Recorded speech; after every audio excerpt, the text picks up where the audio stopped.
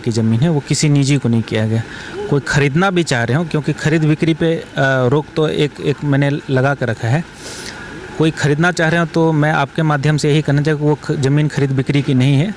कृपया आप अपने पैसे को उसमें ना फंसाएं। और ये बात सांसद महोदय जी को भी हम लोगों ने कम्युनिकेट कर दिया।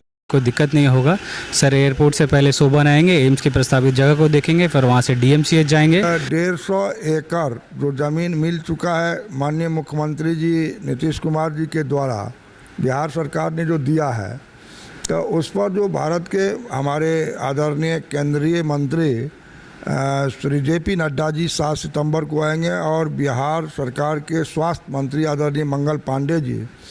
तो अभी हम प्रशासन के साथ बैठक करके जो है इस ज़मीन को चारों तरफ आप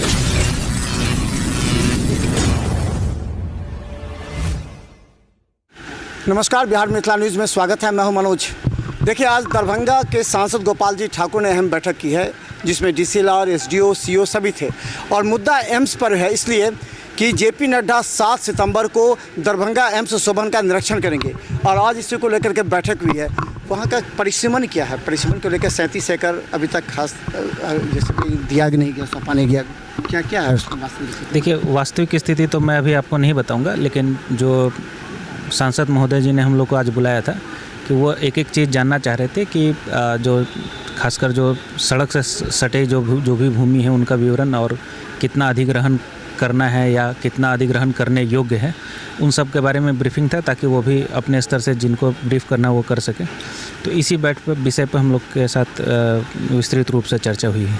5 एकड़ ज़मीन जैसे कि सांसद जी ने भी आप लोगों को शायद रखा ही होगा, जो सड़क से सटा हुआ है, वो किसी और निजी को कर दिया गया है। तो इस पर अपने CO या अमीन से इस संबंध में बात की है, जो ताकि ये मैसेज जाएगा। तो मैं आपको बहुत स्पष्ट कर देता हूँ कि वो 5 एकड़ जो है वो बिहार सरकार की ज़मीन है, वो किसी निजी को नहीं किया गया। कोई ख़रीदना भी चाह रहे हो, क्योंकि ख़रीद बिक्री पे रोक तो एक मैंने लगा कर रखा है। कोई ख़रीदना चाह रहे हो तो मैं आपके माध्यम से यही कहना चाहूँगा कि वो ज़मीन खरीद बिक्री की नहीं है। कृपया आप अपने पैसे को उसमें ना फंसाएं। और ये बात सांसद महोदय जी को भी हम लोगों ने कम्युनिकेट कर दिया। ये कौन सा जगह होगा? ये पेट्रोल पंप के आसपास कौन सा जगह है, कहाँ पे है वो? इसका आपको ये दक्षिण दिशा में पड़ेगा। जो एम्स का जो प्रपोज्ड है वो दक्षिण दिशा में पड़ेगा। कुछ मतलब दोनों तरफ कुछ ज़मीनें खाली हैं। जो एम्स का जो ये रोड से सटा हुआ है, तो दोनों बिहार सरकार की ज़मीन। तो रोड से सीधा एम्स के लिए पूरा है, मतलब रोड से पूरा एम्स होगा? तो एम्स का जो भूमि अधिग्रहण किया वो काफ़ी हद तक रोड से पे ही सटा हुआ है। दोनों साइड जो आखिरी में जो रोड का है वो थोड़ा सा छूटा हुआ था, वो भी बिहार सरकार की ज़मीन है। अगर वो कल के दिन अधिग्रहण करना पड़े तो हम लोग उस पर प्रस्ताव अगर आता है तो हम लोग आगे विचार कर सकते हैं। कितनी ज़मीन अधिग्रहित हो चुकी है अभी एम्स के लिए? एम्स के लिए मुझे बताया गया था CO साहब की तरफ से कि 151 एकड़ टोटल हम लोग हस्तांतरण कर चुके हैं। उसमें मैक्सिमम जो ज़मीन है वो बिहार सरकार की ही थी। अधिग्रहण कुछ रैयतों का ही किया गया था। बाकी है अभी 7 सितंबर को आ रहे हैं JP नड्डा जी, तो वहाँ निरीक्षण करेंगे। तो वहाँ आपके विभाग की तरफ से क्या बताया जाएगा, कौन सी जगह पे? देखिए, वो जो अधियाची विभाग है वही बताएगी कि उनको कितने की ज़रूरत है। मैं फ़िलहाल ये बता सकता हूँ कि 151 एकड़ के आसपास का हम लोगों ने हस्तांतरित कर दिया, जो बिहार सरकार ने एम्स को भी हस्तांतरित कर दिया है। वहाँ क्या पूरे निशाना हो चुका है, मतलब वो बाइफरकेट हो चुका है कि कहाँ से स्टार्ट होगा कहाँ तक? क्योंकि बड़ा सवाल है एम्स को, दरभंगा को लेकर। तो कौन कौन से एरिया को किया गया उसको? जो भी अधिग्रहित किया गया है या जो हस्तांतरित किया गया है वो हमारे नक्शे में बहुत क्लियर है, और हम लोग जितना जल्दी होगा हम लोग उसको डिमार्केट भी वहाँ पे करवा देंगे, ताकि जब भी कोई भी पदाधिकारी या जो हमारे कोई गणमान्य लोग आएंगे तो उनको पहचान में आ जाए। ये अधियाची विभाग पे डिपेंड करता है, और हम लोग सिर्फ फैसिलिटेटर के रूप में काम करते हैं कि उनको जो भूमि का हस्तांतरण किया जा सके, तो हम लोग जितना हमारे ऊपर से डायरेक्शन आएगा हम लोग उतना ट्रांसफ़र करेंगे। तो देखिए, DCLR साहब हैं और इनकी कंधों पर बड़ी जिम्मेवारी। एम्स बनना एक दरभंगा का बहुत बड़ा विषय है। और हम बता दें, SDO साहब भी हमारे साथ है। लॉ एंड ऑर्डर को लेकर के JP नड्डा आ रहे हैं, कार्यक्रम है उनका 7 तारीख को।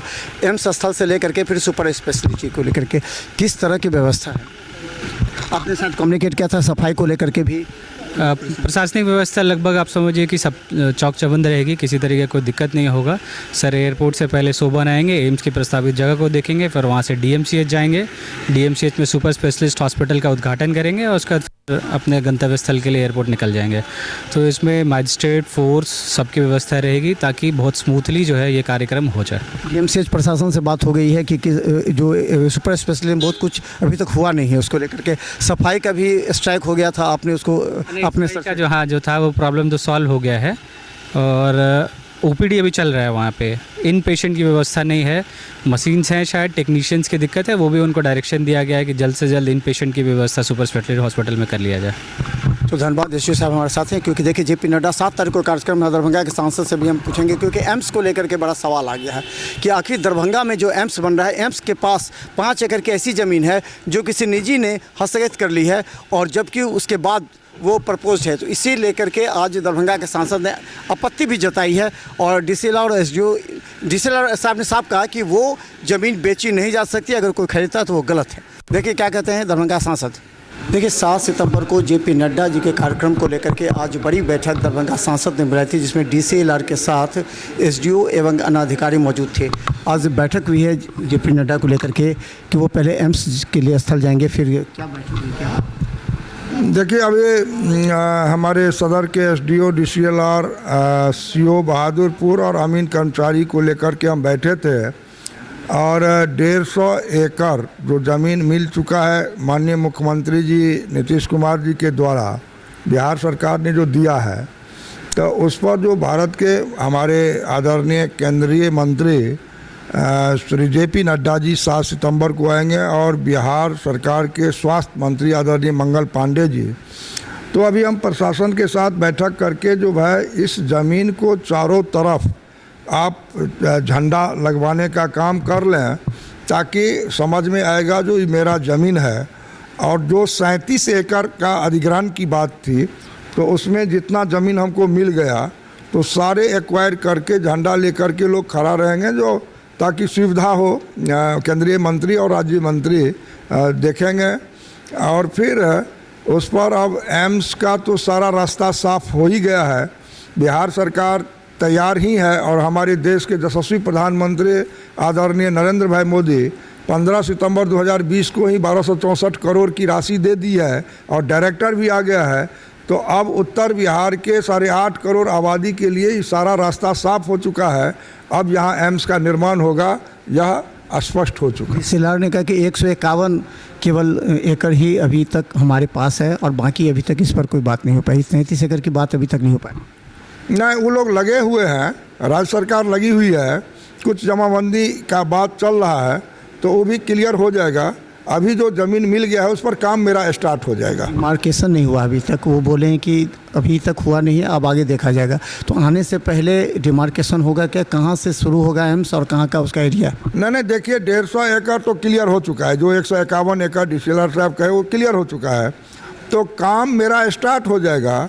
और जिला प्रशासन उसको ज़मीन जो भारत सरकार की मांग है, बिहार सरकार उतना अपना देंगे, लेकिन अब काम रुकेगा नहीं, अब काम प्रारंभ हो गया। उसी का निरीक्षण करने आदरणीय जेपी नड्डा जी और आदरणीय मंगल पांडे जी आ रहे हैं, उसका निरीक्षण करेंगे। पर स्पेशलिटी का आपने निरीक्षण किया, अभी वर्क वहाँ पर प्रारंभ नहीं हुआ? न, सुपर स्पेशलिटी अस्पताल 150 करोड़ से बन के तैयार हो चुका है और उसका लोकार्पण 7 सितंबर को होगा और उसका भी लाभ मिथिला क्षेत्र के लोगों को मिलेगा।